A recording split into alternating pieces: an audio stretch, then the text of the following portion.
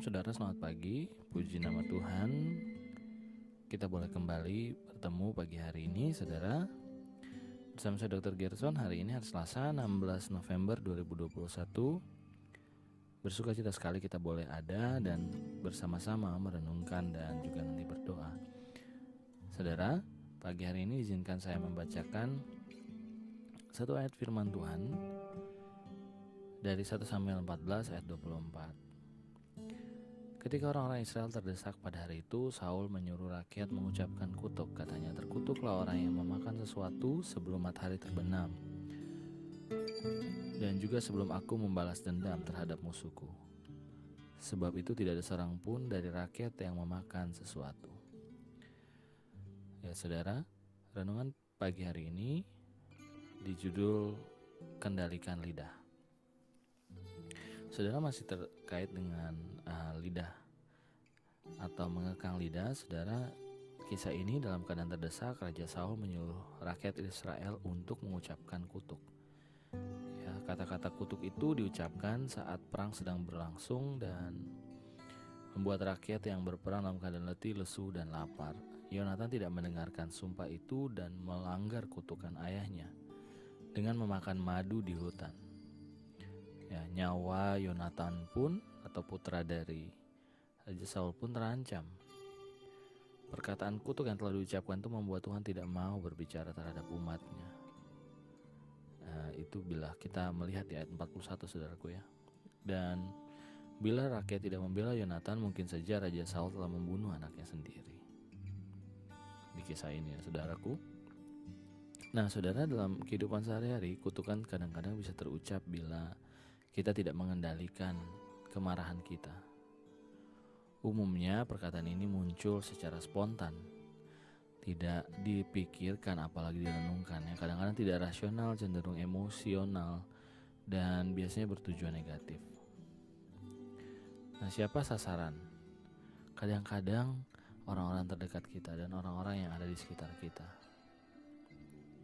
Ya saudaraku, nah dalam kisah ini kita melihat bahwa perkataan yang buruk itu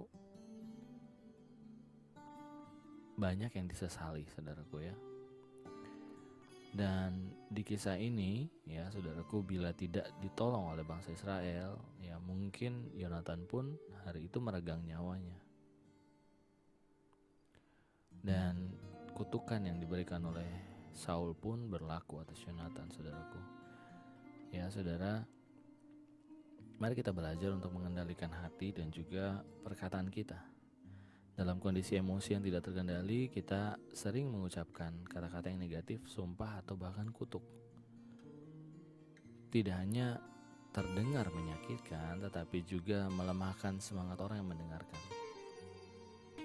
Ya, tetapi biarlah kita seperti Daud yang berkata dalam Mazmur 141 ayat yang ketiga, awasilah mulutku ya Tuhan, berjagalah pada pintu bibirku.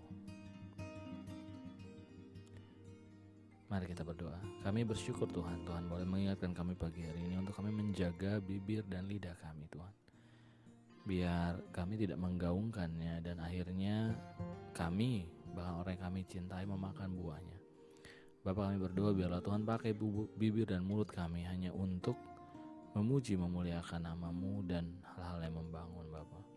Ketika kami emosi, ketika kami marah, biarlah kami berpikir dan merenungkan apakah kata-kata ini akan membangun dan mengubah. Dan biarlah Tuhan boleh mengajarkan hal itu kepada kami. Terima kasih Bapa, kami serahkan hari dalam tangan-Mu, segala rencana kami serahkan dalam tangan-Mu. Tuhan yang boleh berdaulat dan melaksanakan rencana-Mu atas hidup kami. Berkati orang yang kami kasih, orang yang kami cintai, orang yang mengasihi kami, bahkan orang yang membenci kami pun, kami memberkati mereka Tuhan di dalam nama Tuhan Yesus. Dan biarlah kasih karunia Tuhan turun atas setiap kami. Terima kasih Bapa, terima kasih Tuhan Yesus. Kami serahkan di dalam tangan-Mu, di dalam nama Tuhan Yesus kami berdoa dan mengucap syukur. Haleluya, amin. Puji nama Tuhan saudara. Senang sekali kita boleh merenungkan firman Tuhan pagi ini. Sampai bertemu lagi besok dalam renungan pagi. Dan terus kita berdoa dan berjaga-jaga agar mulut dan bibir kita hanya memuliakan Tuhan. Haleluya. Haleluya. Amin.